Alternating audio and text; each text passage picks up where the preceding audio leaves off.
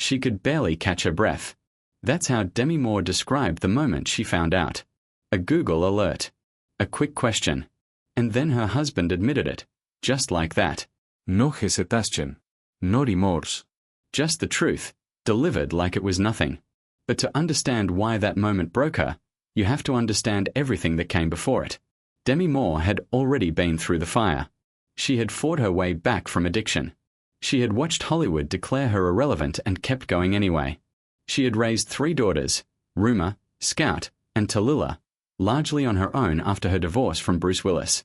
By the time she walked into that dinner party in 2003 and locked eyes with a 25-year-old named Ashton Kutcher, she had already survived more than most people face in a lifetime. She was 41. He was 25. 16 years between them. The tabloids had a field day. But Demi didn't care, because for the first time in years, she felt truly seen. And here's the thing nobody talks about. That feeling, that rare, electric sense of being chosen, it can make you believe anything is possible. They married in September 2005. A private ceremony. Her daughters were there, welcoming Ashton into the family with open arms. From the outside, they were the couple that defied every odds stacked against them. Magazine covers, red carpets, the matching swimsuit photo that the internet never let die. Demi was happy. She felt safe. But something was already quietly breaking beneath the surface. Early in the marriage, Ashton made a request. He wanted to bring a third person into their bedroom. Now think about what it means to hear that, when you're a woman who has spent her whole life wondering if she's enough. A woman still fighting body image demons. A woman Hollywood had already tried to discard for being too old. Demi said yes. She wrote about it openly in her memoir. She wanted to prove she could keep up with him. That she wasn't the older wife who slowed things down. They had 2 threesomes, 2 different women. 2 moments Demi believed were bringing them closer. She was so wrong. Because later, when the marriage crumbled, Ashton would reach back and use those nights as justification. He would say that inviting a third person in had blurred the lines, that it explained what he did next. Let that land. She gave him what he asked for, and he turned it into permission to betray her. But before any of that, before the cheating, came something far more quietly devastating. In the first year of their relationship, Demi got pregnant at 42. They were going to have a baby girl. They had already chosen a name, Chaplain Ray. At 6 months pregnant, Demi lost her. The miscarriage didn't just take a child. It took the future she thought they were building together. She blamed herself. She unraveled. After 2 decades of sobriety, she started drinking again. They turned to IVF. Round after round after round. Every single one failed. And while Demi was drowning in grief, Ashton was already looking elsewhere. In 2010, while Demi was in New York filming, Ashton went bowling with her daughter Rumor. That's when he met a 21-year-old woman named Brittany Jones. He was out with his stepdaughter. And the woman he would later sleep with was in the same room. Brittany Jones said they had sex in the home Ashton shared with Demi. In their bed.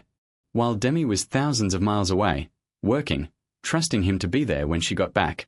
When Demi found out, it wasn't from Ashton. It was from the tabloids.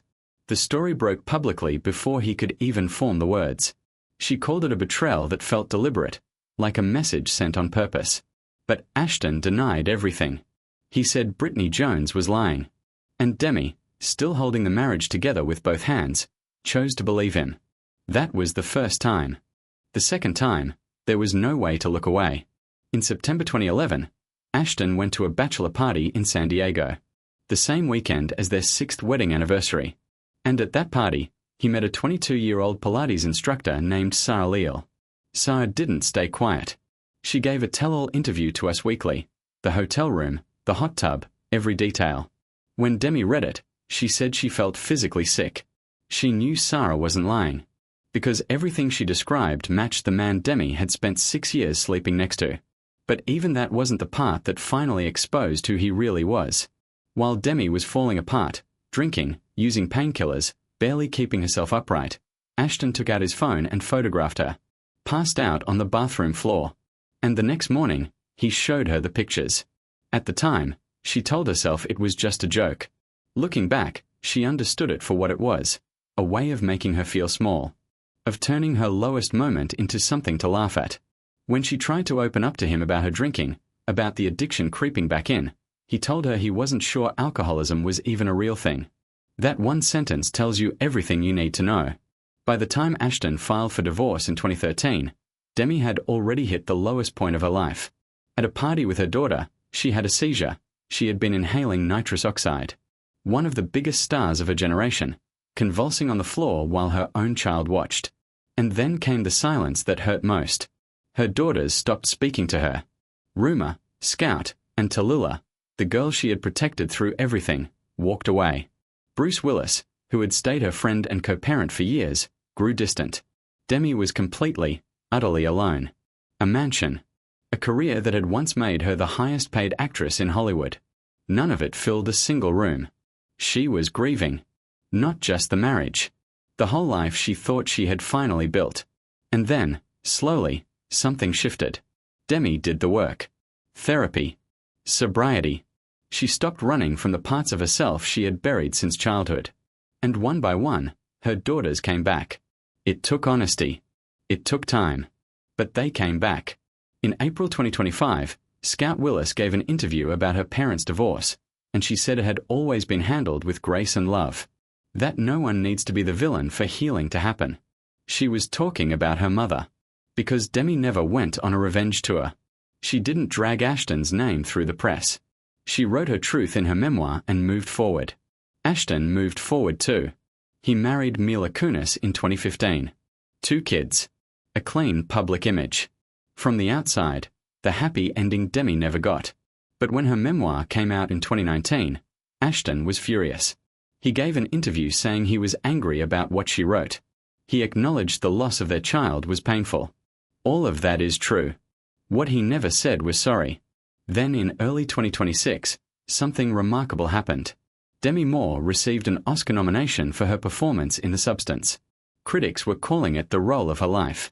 A comeback written in real time, in front of the whole world. And Ashton Kutcher released a public statement. He said he was proud of her. That she had killed it. 2 sentences. No επάλεγη. Just admiration for the woman he had spent years making feel invisible. People close to Demi say she has never fully made peace with what that marriage cost her.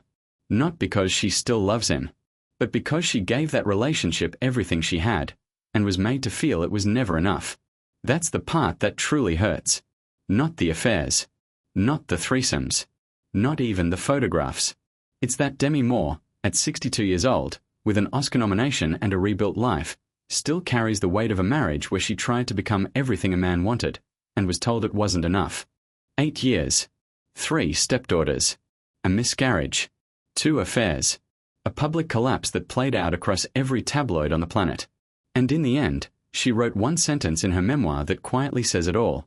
In the end, I had to go. Not that she wanted to leave. That she had to. Because staying would have meant disappearing completely. Demi Moore didn't just survive that marriage. She survived what it tried to turn her into. She got her daughters back. She got her sobriety back. She stood on a stage at 62 and reminded every person watching that she was still standing. Ashton Kutcher got the younger wife. The kids. The clean reputation. But Demi Moore got the one thing that actually lasts. She got herself back.